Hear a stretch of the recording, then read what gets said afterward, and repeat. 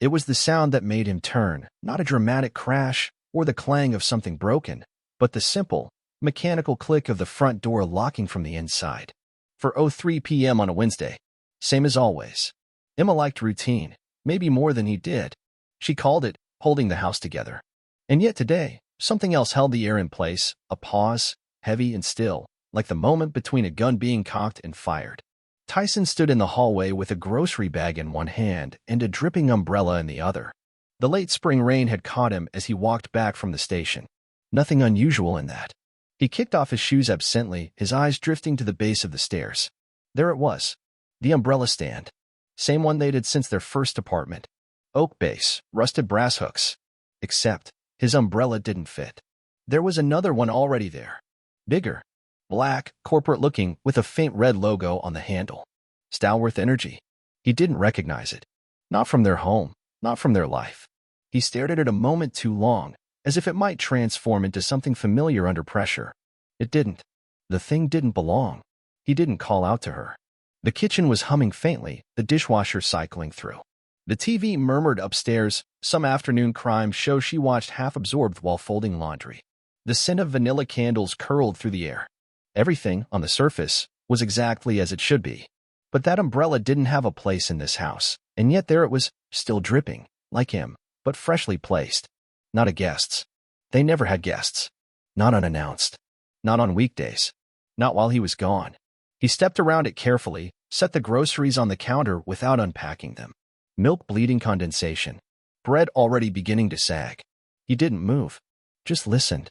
No footsteps upstairs. No soft laugh from her. No sign of life other than the artificial rhythm of machines doing their work. Then he saw the glass. Not the one she always left on the counter. Emma had this habit of reusing the same water glass all day to cut down on dishes. No, this one was different. Taller. One of the whiskey tumblers they kept in the back cabinet. The ones they never used unless company came over.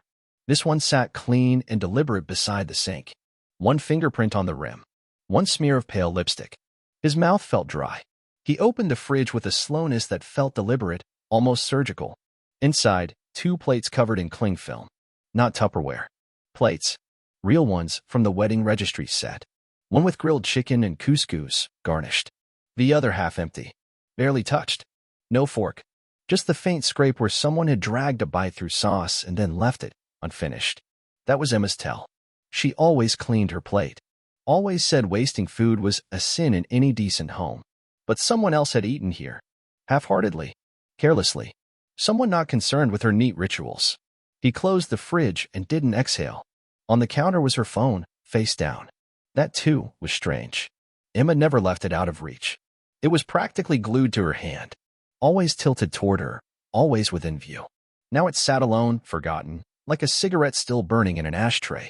The screen lit up once. A silent notification. Then again. This time, he moved. Turned it over. 3 missed calls. 1 message previewed, truncated. Just a name, J, and a string of digits. Not saved. Not a contact. Just numbers. And a line of text that stopped short. Still thinking about. He put it back down. It was then he heard the soft creak from upstairs. Not weight shifting on a chair, but the unmistakable sound of a body moving across the floorboards, right above the living room. The guest room. Their son's old room. Empty now. Supposedly. He didn't move. Didn't call out. Just looked at the umbrella again. A drop of water hit the tile floor. It sounded louder than it should have. He stood there long enough that the lights adjusted to the evening dim without his noticing. The house began to look like a memory of itself, edges dulling, shadows growing longer. He walked to the back door, opened it, and stepped onto the porch. The rain had eased into mist. Street quiet. Only the occasional drip from the gutter. He didn't look back. Instead, he turned toward the driveway. His son's school bus would be pulling up any minute now. And from where it stopped, the angle to the upstairs window, the guest room, was perfect. He sat on the porch step. Still. Silent. Waiting. The mornings used to be quiet in a comfortable way, shared glances over coffee, idle commentary on the news, her humming while packing lunch. But lately, the silence has a strange weight to it. It doesn't feel shared anymore. It feels like waiting for something to be said that never is. Emma still greets him the same way, with a soft morning, babe, as if reading it off a script she hasn't rehearsed in years. But her eyes barely lift from her phone now. She taps, swipes, smiles at nothing, then sets it face down when he looks her way. Always face down now. Always locked. It's not a crime, of course. But it's different. And in a house built on years of sameness, difference is loud. Tyson started noticing the new phrases. Slipped into conversation like puzzle pieces from the wrong box. I just need more space to focus on me right now. I've been reflecting a lot on individual identity. Boundaries are healthy, even in long-term relationships. They weren't fights. Emma didn't yell. She didn't accuse. But her calm was worse. It was curated. Sterilized. She offered these phrases like they were excerpts from a self-help podcast, not answers to a man trying to ask what the hell was going on. The intimacy they once shared, those little collisions of soul that came from knowing each other so long, they'd been replaced by language you'd use with a therapist, not a husband. And she smiled when she said it. That same tight-lipped, brittle smile that never reached her eyes. Like she'd just won a silent argument he wasn't allowed to attend. He told himself not to overthink it. Marriage has seasons. Maybe this was just a dry patch. They'd had them before. But then she started locking the office door. Just a habit, she claimed, to stay focused. Except it wasn't locked when she worked from home last year. Not once. And now, when he walked by, he'd hear her voice, laughing, sometimes. Not a work laugh. Not the kind reserved for Zoom meetings and marketing calls. This was warmer, softer. Like how she used to sound with him. One night, he lingered by the door a little too long. Heard her say, "You always make me feel like I'm seen." Her voice was light, almost girlish. Then, silence. He stepped back before she could catch him. The doorknob didn't move. She didn't check if anyone had heard. That meant she was sure no one was listening. That certainty, that was the part that gutted him. Dinner time used to be sacred. A glass of wine. A debrief of the day.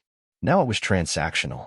She placed food on the table with distracted precision, barely sitting for 10 minutes before drifting away with her phone or disappearing into the bathroom for long stretches. He noticed she started using scented soaps he didn't recognize. Not his favorites. Not even hers. Someone else's, maybe. The perfume, too.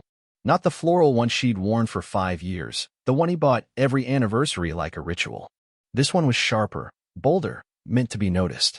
Once, she left her laptop open. Not wide open, but just cracked enough on the kitchen counter while she took a call outside. Tyson wasn't looking for anything, but the screen lit up when he walked past. And there it was, a minimized browser tab with the title half-clipped. Best Romantic Weekend Guitar. He didn't click it. Didn't have to. She told him last week she was planning a solo retreat, just to recharge. He believed her. He wanted to. But now, the word romantic buzzed in his skull like a trapped fly. She walked back and a few seconds later, brushing her hair behind her ear like she always did when she was hiding nerves. He met her eyes. She smiled. Too quickly. Like she'd practiced. The worst part wasn't that she lied. It was that she was good at it now. Later that week, he came home early. Not unannounced. Just early. He texted her that morning. Long meeting canceled. I'll be home around 3. She'd replied with a thumbs up. No excitement. No, great. I'll make lunch. Just a placeholder. At 3:06, he walked into a perfectly quiet house. Too quiet. No TV. No Spotify humming in the kitchen. No dishwasher. No movement. Just the high, unnatural silence of a house holding its breath. He saw the wine glass again, same as before. Only this time, there were 2. One half full. One with lipstick. He didn't panic. He didn't shout. He checked the garage. Her car was there. He checked the bedroom. Empty, pristine. The bedsheets still crisp. He checked the backyard. Nothing. Then he noticed the upstairs window was open. Not wide. Just cracked enough. He moved toward the stairs, slow, measured, each step a question with no answer. Then the sound came. A laugh. Male. Distant. Maybe even on a speakerphone. He froze in the hallway, heart suddenly steady. The laugh faded. She appeared a minute later, phone in hand, brushing a strand of hair from her face. "Didn't hear you come in," she said. "How was your day?"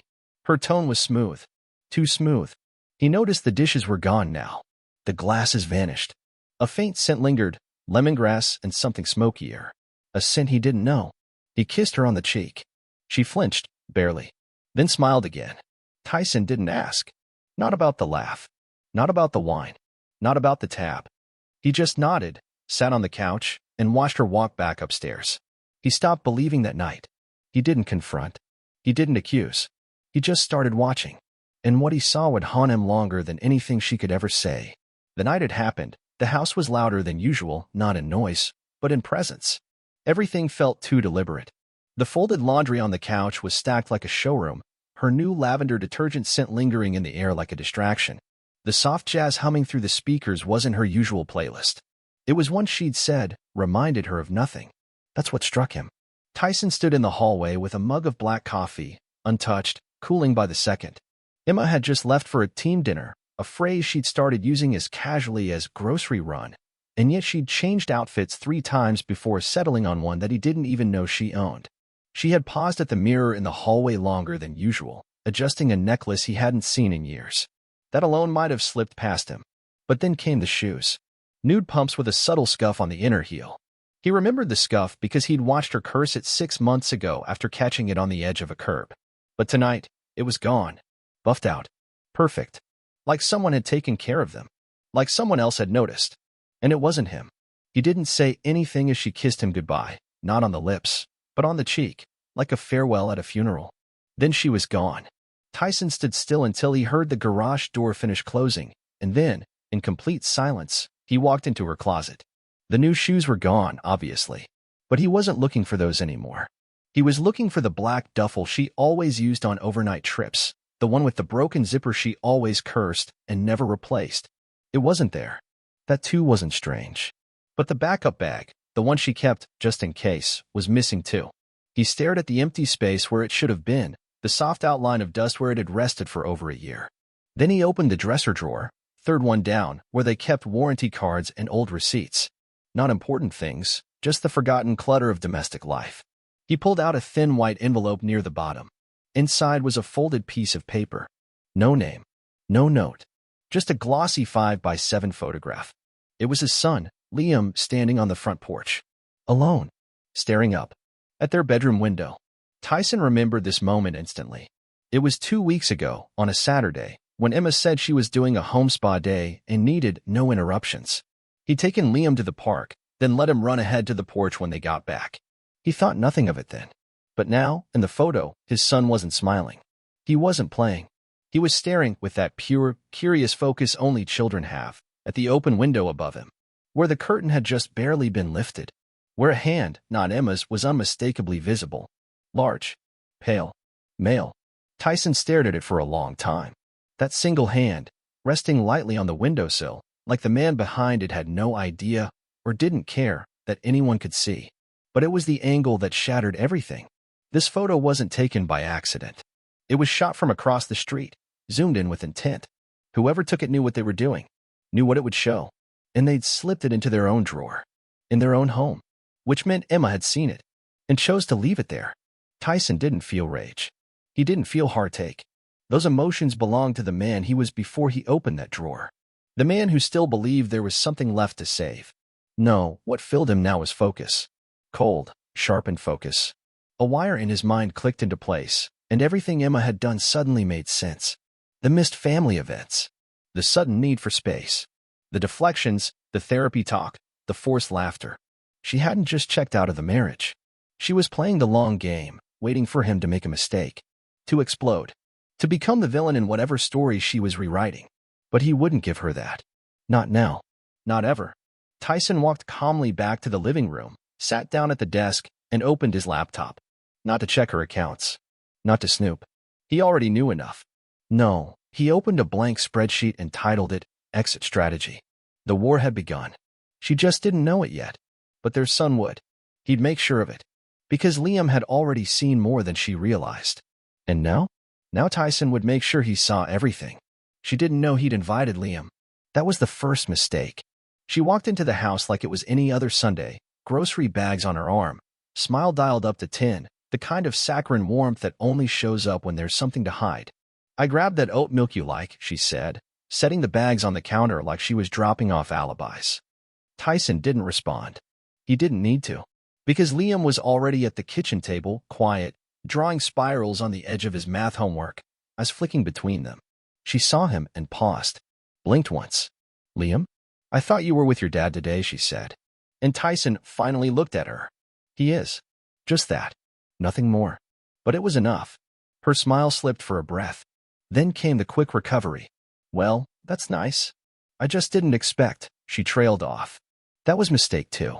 The Emma he married never trailed off. He didn't give her time to rebuild the mask. He slid the photo across the table. The one with Liam on the porch, staring up at the open window. At the hand. The stranger's hand. The one Liam himself had started asking questions about. You left this in the drawer, Tyson said. Sloppy. Her face paled before she could stop it. Just a flicker. Just enough. Then her eyes narrowed and she laughed, a dry, unamused exhale. Are you serious? You're using our son to play detective now. Tyson didn't blink. No. You used him when you lied to his face. Told him you were upstairs doing yoga. When you were in our bedroom with someone else. Her jaw set, defensive now. I never said. You did, he cut in. He remembers. Children always remember the silence that doesn't make sense. She leaned against the counter, arms folded like armor. This is insane. That picture doesn't prove anything. It's just a hand in a window. Her voice lifted, defiant. You're spiraling. But Tyson smiled, slow, steady, a hunter with his prey trapped in its own denial. Then whose hand was it? Emma? Silence. You want to say it was mine? Wrong wristwatch. Too pale. Want to say it was Liam's? He was in the photo. Want to say it was nobody? Then tell him, he pointed to their son, that nothing happened. Say it. Look him in the eyes and lie again. Her throat worked to form words, but none came. She stepped forward, like physical movement could reset the room. You've been cold for months, Tyson. You distanced first. Don't act like I didn't feel abandoned. He stood, calm, towering now in posture if not in volume. You felt abandoned. So your answer was to invite another man into the bed our son used to crawl into when he had nightmares? Her mouth opened, but he didn't let her speak. You talk about growth, boundaries, identity. But the truth is, you wanted to be someone new, and you just hoped we'd disappear while you transformed. She scoffed, but her voice shook. People change, Tyson. It happens. We fall out of sync. I needed to feel alive again. I needed to feel seen. And I needed a partner, he said sharply. Not a ghost-playing wife. Not someone who weaponizes self-help buzzwords to excuse betrayal. She slammed a hand on the counter, finally losing composure. I was miserable, Tyson. You never noticed. You were too busy watching everything but me. You want me to feel guilty? Fine. I do. But you don't get to sit there and act like this is all on me. And now he moved, one step closer. Not threatening. Just present. Solid. I didn't notice because you stopped being you. You stopped laughing with your eyes. You started dressing for someone else. Talking like someone else. Locking doors. Hiding phones. I didn't notice because I kept looking for you, and you were already gone. She looked down. For a second, she looked like a child caught in a lie. But then she tried one last card. So what now? You're going to poison Liam against me? Make me the villain? Her voice cracked there. A tremor. Is that your revenge? He stared at her. I don't have to say a word. You did it yourself. He watched you vanish every day. He watched you replace love with vague smiles and timed exits. You thought he wouldn't notice. He did. Kids don't need affairs explained. They feel the shift long before we do. Emma blinked, and tears welled up. But he didn't move. Didn't comfort. She was unraveling now. Tyson, please. I made a mistake. I didn't know how far it had gone. I didn't think. No, he said, voice like ice. You did think. You just didn't think you'd get caught. Her face collapsed in on itself. No more angles. No more posture. Just the raw mess beneath the layers. She turned to Liam, but the boy wouldn't look at her. Sweetheart, I don't, Tyson said, and this time it wasn't a request. Just a line drawn in granite. She backed away, finally silent, her breathing uneven, hands trembling as she reached for the countertop like the room was spinning. But Tyson didn't leave. He sat back down at the table, opened Liam's homework, and said gently, You ready to finish this, bud? His son nodded, small but certain. And Tyson didn't look at her again. He didn't have to. She was already watching him now. And for the first time in months, he let her. Let her see the man she thought she could manipulate. Let her realize she hadn't just lost a husband, she'd lost her audience. And that, in the end, was the final blow. You're overreacting, she said, voice thin and desperate, hands clutching the back of the chair like it could anchor her to a version of the world that hadn't just crumbled around her feet. Tyson didn't look up from the table, still helping Liam with his math worksheet, his tone level, almost gentle. No, Emma. I'm responding. There's a difference. She flinched like he'd struck her, the finality in his voice slicing through her resolve. "You think you're better than me now," she said, stepping closer, her breath ragged, mascara starting to smudge at the corners of her eyes. "You think this makes you some kind of saint? You're not so perfect either, Tyson." He finally looked up then, not with anger, but with something worse, disbelief coated in pity. "I never claimed to be perfect. But I never lied to our son. I never dragged him through a fantasy version of family while I crafted a second life upstairs." She swallowed hard, eyes darting toward Liam, who was trying to focus on his homework but was clearly listening to every word. "You'll never find someone who loves you like I did," she said, quieter now, but still defiant. Tyson leaned back in his chair, his gaze fixed on her like a mirror held too close. "You didn't love me. You loved the man who made your life look respectable, who smiled in pictures and kept the lights on. You loved the stability I gave you. Not me." She stepped back, her hands trembling now. "I was trying, Tyson. You think this was easy for me? Being with someone who shuts down, who's always in his head? I felt invisible." He tilted his head slightly. "And instead of saying that, you made yourself visible to someone else. I wasn't perfect, Emma. But I never made you compete with a ghost for my attention." Her breath caught, chest rising too fast now. "Please, Tyson, don't throw everything away over one mistake." He nodded slowly, letting her finish before responding. "One mistake is forgetting an anniversary. One mistake is a lie told in fear. This," he gestured to the space between them, the yawning chasm of betrayal. "This was architecture. You built this. Every late-night call. Every locked door. Every time you smiled and said you were just tired. I was lost," she whispered. "And I was right there," he snapped back, voice still low, but edged like steel. "You just didn't want to be found by me." She turned then, toward the hallway, toward the illusion of escape, but there was nowhere to go. Her world had collapsed into this single room. "I'm still the mother of your child," she tried, her voice cracking under the weight of her own failing performance. "Don't I get a second chance for his sake?" Tyson looked at Liam, who was staring blankly at his workbook now, pencil frozen mid-equation. "He doesn't need a mother who lies to his face and calls it love," he said, each word deliberate. "He needs the truth, even if it hurts. Especially if it hurts." She tried to laugh then, a brittle sound that died halfway. "So what? You're just going to leave me here? Erase me?" He stood, slowly, folding Liam's worksheet and setting it aside. Then he faced her, eyes colder than they'd ever been in 20 years. "You did that part yourself. I just stopped pretending not to notice."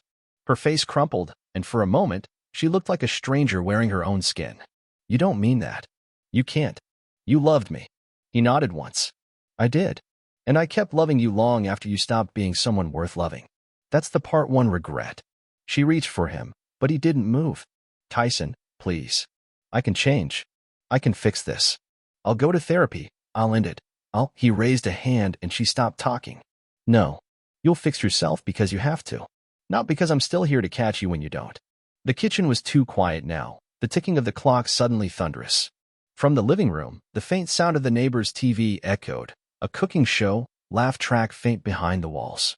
The world, unbothered, moved on. Emma stood in the silence, hands slowly falling to her sides, face blank, hollowed out. "So that's it," she whispered. "That's the end." Tyson looked at her, then at the boy still seated at the table, watching his mother fall apart like a slow avalanche. "It's not the end," Tyson said. "It's just the first time I'm not pretending it's still the beginning." She opened her mouth again, but no words came. Not this time. There were no tactics left, no stories to spin, no mask that would hold. And in that silence, Tyson picked up the folded math worksheet, turned to Liam, and said, "Let's finish this upstairs."